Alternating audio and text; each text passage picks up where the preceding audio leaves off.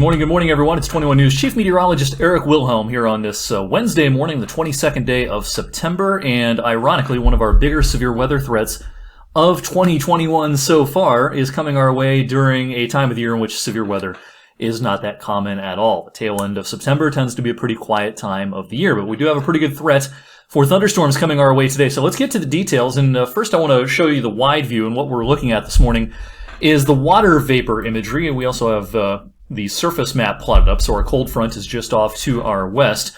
And what I want to draw your attention to this morning is this right out here, this low pressure system that is being picked up on the water vapor imagery, and this is getting set to rapidly deepen as it pivots through the Ohio Valley today. That's one of the ingredients that we have in place today for thunderstorms and severe weather. Not only do we have a cold front down at the surface coming our way, but upstairs in the atmosphere, several thousand feet, we have a strengthening low pressure system that will provide a lot of uplift in the atmosphere for us today. Now, the radar this morning across the region shows heavy rain occurring across a lot of western Ohio, into southeast Michigan, into Indiana as well. We also have showers to our east and a shower here and there in our television viewing area, but there's actually a pretty pronounced dry slot. We talked about this yesterday.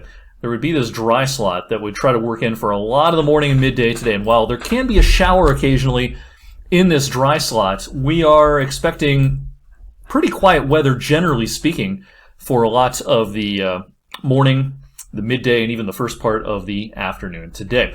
But as I mentioned, we do have a pretty good risk of severe weather later on today. This is the day one severe weather outlook from the Storm Prediction Center, which is part of the National Weather Service, and we've been upgraded today to what we call a slight risk in the yellow area. A slight is like a 2. If you think of our severe weather scale as a 1 to 5 scale, it's like a 2.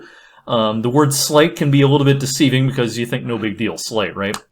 Well, it's actually a category above where we were yesterday for today, and it's enough to get our attention, especially, again, at this time of the year. Going along with the slight risk today comes a pretty concerning risk for isolated tornadoes. What we're showing here is the risk of a tornado within 25 miles of any location, and in this brown zone, which basically encompasses our entire television viewing area, there's now a 5% risk of an isolated tornado within 25 miles of any spot in that brown zone. Talked about this yesterday on TV and online. These numbers are pretty small, right? 2%, 5%, in the grand scheme of things, that seems pretty small. But in the tail end of September, our typical daily risk of a tornado across the region is basically 0. So this is many times higher than a typical late September day. And, the ingredients for strong thunderstorms and tornadic activity coming together, they're pretty impressive looking later on today. One thing for sure, we have a lot of moisture in place. You step outside this morning, it's not especially warm, but it is very, very muggy, with dew points up in the mid-60s. Again, for this time of the year, that's pretty high.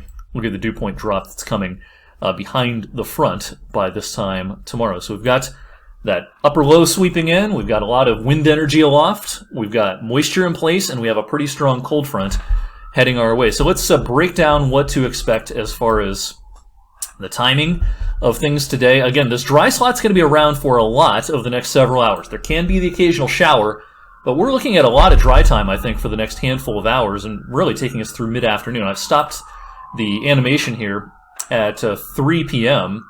At this point, we're probably either under a severe thunderstorm watch or even a tornado watch across our area. I wouldn't be surprised if we end up under either one of those watches by about 3 p.m. But the actual severe weather risk will be a little after that, closer to 4:30, 5.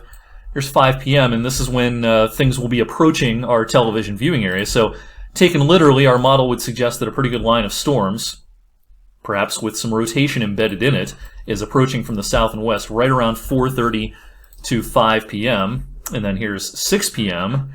Hopefully you'll join us for 21 News at 6. We'll probably have a lot of weather coverage during the newscast. 6 p.m., 7 p.m. This is moving across the state line into northwestern PA. Mercer and Lawrence counties included. And then the severe weather risk should wind down across our viewing area by about 8 p.m. or so. The Tornado risk today, again, it's pretty elevated, and the reason why it's pretty elevated, we have a lot of what we call wind shear, changing of the wind direction as you go up in height through the atmosphere.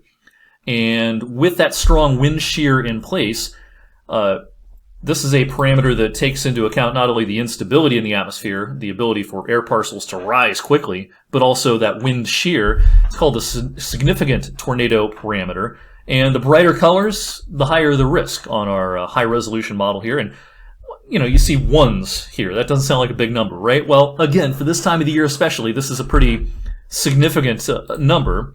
And, again, the prime time here would be right around dinner time this evening, late afternoon and early in the evening.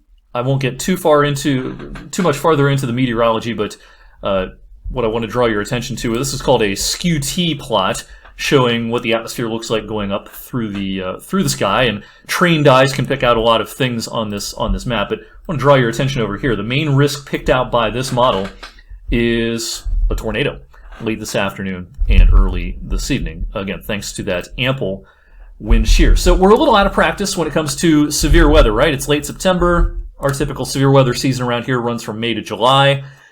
So just a quick reminder, we want you to have multiple ways of getting warnings. If we do have a tornado threat late today and into early this evening, we don't want your number one way of finding out about it to be an outdoor tornado siren. Again, the key word being outdoor. Those are not designed to be heard indoors. Just because you can hear one indoors doesn't mean it was designed to be that way. Most people have much better ways of getting warnings in this day and age. Even if you don't have a smartphone, if you don't have cable, make sure that you have some way of getting warnings later on today. And be proactive when it comes to friends and family. If you know a friend or a family member that maybe doesn't have a lot of ways of getting warnings, maybe they aren't technologically savvy, maybe they aren't paying attention to the weather typically, shoot them a text or send them or call them or get in touch with them somehow to alert them.